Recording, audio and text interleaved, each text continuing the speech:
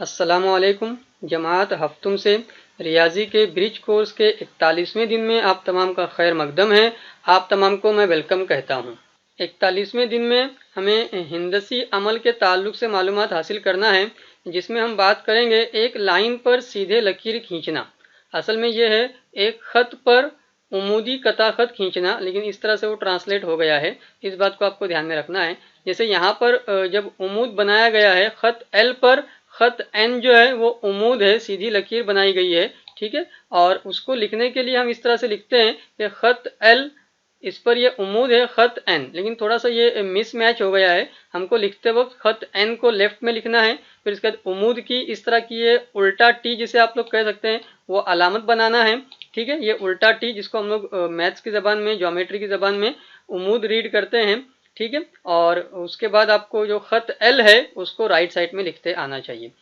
तरीक़ेकार में देखेंगे आप तो उन्होंने पहले बात किए हैं गुनिया की मदद से उमूद बना करके आपको बताया गया है। फिर उसके बाद दूसरा तरीका देखेंगे तो उन्होंने प्रकार का इस्तेमाल करके आपको उमूद बनाकर बताए हैं। तो ये सारे स्टेप वाइज सारे मराहिल आप लोग रीड कर सकते हैं और समझने की कोशिश कर सकते हैं। आइए हल करेंगे। हिस्से में उन्होंने एक के बाद एक 4 सवालात रखे हैं, जिनमें से पहले 2 सवालात जो हैं वो गुनिया की मदद से हमको ड्रॉ करते आना चाहिए, और बकिया 2 सवालात जो है यहाँ पर ये सवाल नंबर 3 फिर से प्रिंट हो गया है। तो ये तीसरा सवाल और ये चौथा सवाल अगर हम कहते हैं तो आपको वो दोनों भी जो है वो प्रकार की मदद से बनाते आना चाहिए। तो 2 सवालात गुनिया की मदद से हैं और 2 सवालात प्रकार की मदद से। चलिए हम डिटेल में सारी बातों को बना लेते हैं।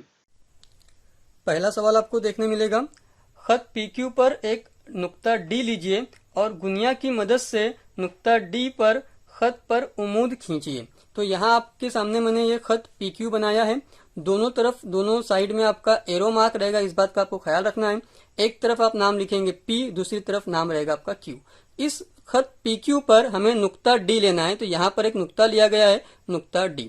इस खत पर आप कहीं पर भी ये नुक्ता D ले सकते हैं। और आगे वो कह रहे हैं कि गुनिया की मदद से, तो इस टूल को आप लोग गुनिया कहते हो। आमतौर से ये 30, 60, 90 का ट्रायंगल है। इस गुनिया को आपको सेट करते आना चाहिए। कैसे सेट करना है, तो ये जो गुनिया की आपकी लाइन है, ठीक है, और हमारी जो खत की लाइन है, दोनों भी मैच होनी चाहिए। तो इस तरह से आपको रखना है। उसके बाद आपको इस बात का ख्याल रखना है कि यहाँ पर आपका जो कोना है, गुनिया का जो कोना है वो इस नुक्ते से मैच होना चाहिए। ये हो जाने के बाद जस्ट आपको ड्रॉ कर लेना है और आपका उमूद तैयार हो जाता है। उस उमूद के लिए आप लोग यहाँ पर ये अलामत बना सकते हो, और उमूद का कुछ नाम देना हो तो फॉर एग्जांपल आप नाम दे सकते हो एल। दूसरे सवाल में आपको देखने मिलेगा खत एन खींचिए। तो यहाँ पर एक खत खींचा गया है और यहाँ पर आपको स्मॉल लेटर में नाम लिखते आना चाहिए, खत एन, ठीक है। तो आमतौर से जब सिंगल लेटर में नाम लिखा जाता है, एक ही अल्फाबेट रहता है, तो वो स्मॉल लिखा जाता है और इस एरो मार्क पर लिखा जाता है। राइट में लिख सकते हैं या लेफ्ट में लिख सकते हैं, कहीं पर भी लिखा जा सकता है। फिर वो आगे कह रहे हैं कि खत एन पर एक नुक्ता एच लीजिए। तो हमें एक नुक्ता लेना है, उसका नाम क्या रहेगा, एच रहेगा। ये हो जाने के बाद वो कह रहे हैं कि गुनिया की मदद से नुक्ता एच पर उमूद खींचिए। तो ये आपका गुनिया आपने सेट कर लिया इस तरह से, और उसके बाद आपको ये कोना भी एच पे सेट करते आना चाहिए, और इस तरह से आपका ये उमूद तैयार हो जाता है। आप नाम दे सकते हो फॉर एग्जाम्पल एम। यहाँ पर आपकी ये उमूद की अलामत रहेगी।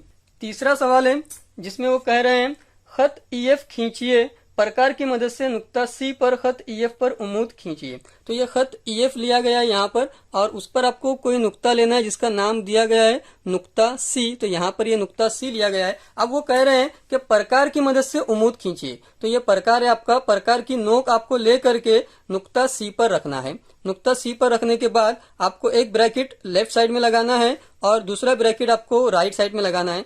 दोनों मर्तबा आपका फासला कम ज्यादा नहीं होना चाहिए। उसके बाद आप क्या करेंगे, तो अब आपको लेफ्ट वाले ब्रैकेट से ऊपर की तरफ ब्रैकेट लगाना है और राइट वाले ब्रैकेट से भी ऊपर की तरफ ब्रैकेट लगाना है। यहाँ आप फासला चाहें तो कम ज्यादा कर सकते हैं। ये लेफ्ट वाले ब्रैकेट से आपने ऊपर ब्रैकेट लगा दिया है, और वही फासले की मदद से आपको राइट पर बैठ करके ये इस तरह से ब्रैकेट लगाना है। तो दोनों की मदद से आपका जो पॉइंट ऑफ इंटरसेक्शन आएगा, नुक्ते तकाता आएगा, उसको C से ज्वाइन कर देंगे, और ये आपका प्रकार की मदद से उमूद तैयार हो गया। आप उसका नाम दे सकते हो फॉर एग्जाम्पल एक्स।